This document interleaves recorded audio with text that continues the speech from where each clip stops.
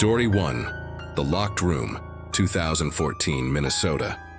Haley, a quiet 13-year-old girl, wasn't celebrating on the last day of 8th grade.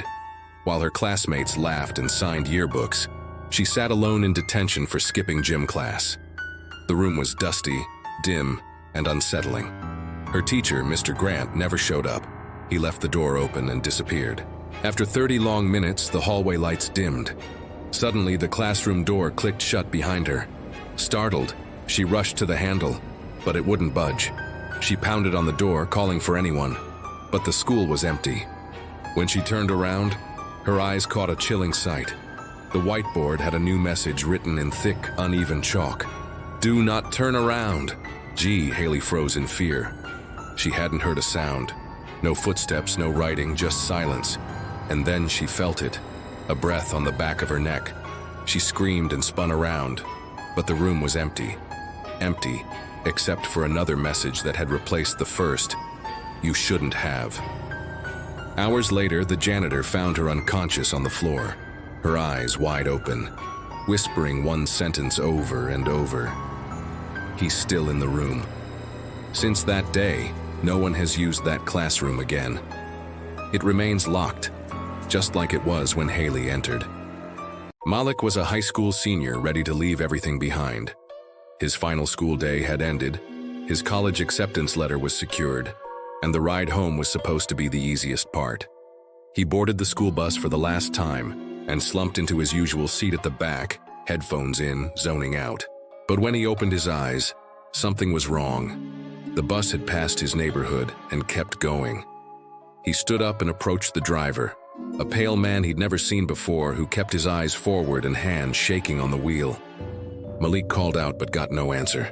The other students sat unnaturally still, staring blankly forward. Outside, the scenery disappeared. There were no houses, no streets, just blackness swallowing everything beyond the windows. He pounded on the emergency exit, tried smashing the glass, but it wouldn't break. Then the driver turned toward him and revealed a blank white mask where a face should have been. Malik screamed, and suddenly the bus was parked in the school lot. Everyone was gone. Shaking, he ran home, but when he burst through the door, his mother gasped. "Where were you?" she whispered. "The school said you never got on the bus." Story 3. Room 106 doesn't exist. 2016, New Jersey.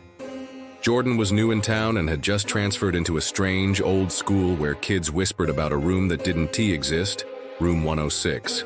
It wasn't on any maps, not in the schedule, and every teacher avoided the topic. Then one morning, Jordan found a key in his locker labeled only 106. On the last day of school, curiosity got the better of him. He wandered through the quiet halls after hours until he found an old, unmarked door hidden between the janitor's closet and a boiler room. It was dusty, untouched.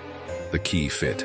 Inside, the classroom looked ordinary: old desks, cracked chalkboard, a forgotten globe. But the windows showed no view, only flickering gray static. He stepped inside.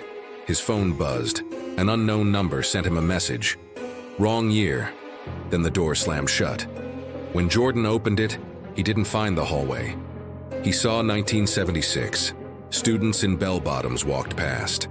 The classroom calendar read June 12, 1976. Jordan never returned home. He was declared missing, vanishing without a trace.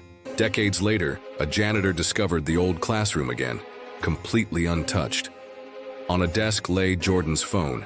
It was still buzzing, with one final message. "Is anyone still there?"